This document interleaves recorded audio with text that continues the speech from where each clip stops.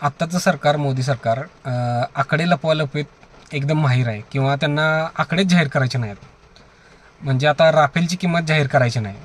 तर का? तर देशाच्या सुरक्षेला धोका पोचते.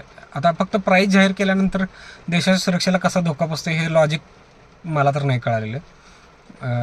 त्यानंतर कोरोनाच्या काळात लोक जी एक्सपायर झाली चालत जाताना किंवा रेल्वेमधून जाताना, म्हणजे इथून महाराष्ट्रातून गुजरातमधून जाताना लॉकडाऊनच्या वेळेस जी UP बिहारला जाताना जी लोक मेली, त्यांचा आकडाच जाहीर नाही केला सरकारनं, किंवा सरकारनं सरळ सांगितले की आमच्याकडे त्यांची माहिती नाही.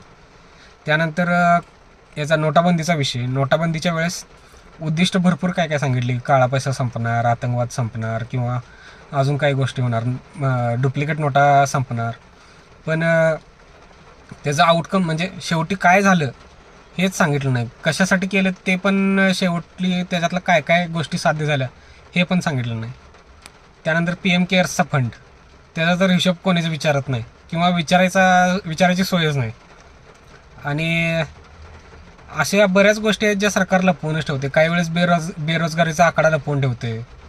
काही वेळेस पावसाचे अंदाज पण असे सांगतात ना की शेतकरी संभ्रमात राहिले पाहिजेत.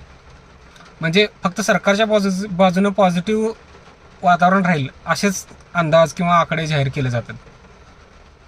हे आपल्यासारख्या सामान्य लोकांच्यासाठी बरोबर नाही आहे. तुम्हाला काय वाटतं हे कमेंट करून सांगा.